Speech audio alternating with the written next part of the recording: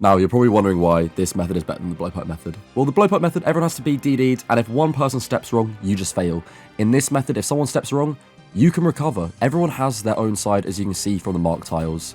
Now, the way to this method is, outside of the room, you're going to sync your visual metronome to the instance timer. The way you do this is with two plugins, one called Visual Metronome, and the other called Top QOL.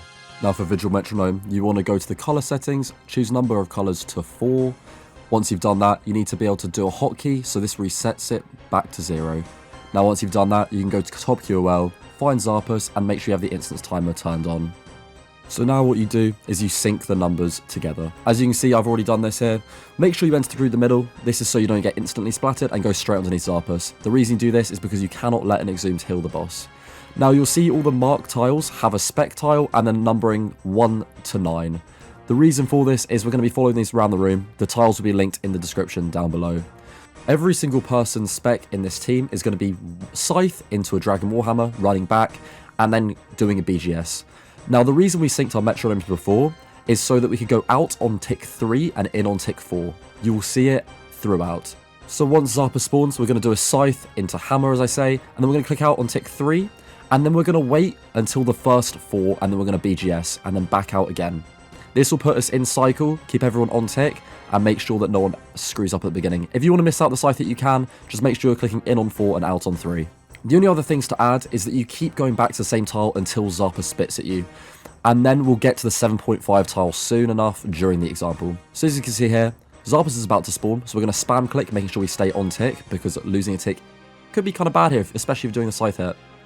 So we're going to go back to tick tile 1, and then we're just going to wait for the first 4, and then click in, and then out on 3, in on 4. Just going back to the tiles, you see xarpus spits at me, we can go back once more, and now we're going to tile 2.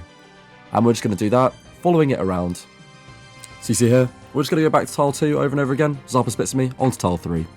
Same again on tile 3, just going to keep going back on tile 3, out on 3, in on 4, and then xarpus is going to spit at me, we go to tile 4.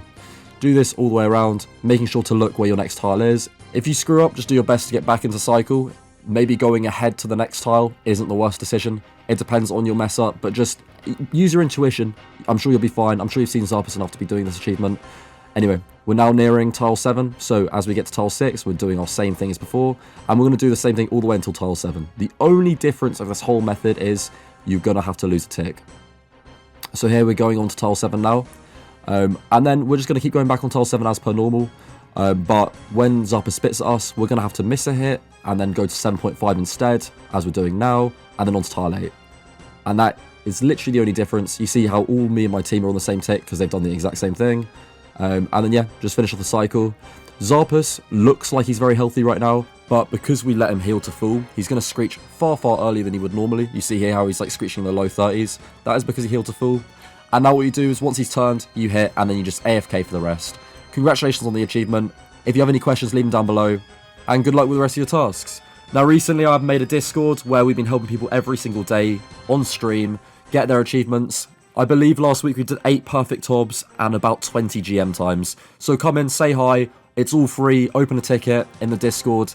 And yeah, I'm in the middle of writing guides there as well. Speed guides, CA guides, the lot. And yeah, thank you to everyone who's been helping me open this Discord. Thanks to everyone who's joined. And yeah, thank you for everyone who's been in stream recently. I've had loads and loads of fun streaming. I hope you've been enjoying it as much as I have. See you guys soon. Good luck with the achievement.